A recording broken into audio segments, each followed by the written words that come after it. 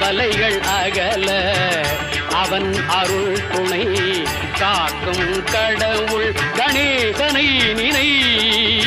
கவலைகள் அகல அவன் அருளே துணை காக்கும் கடவுள் கணேசனை நினை.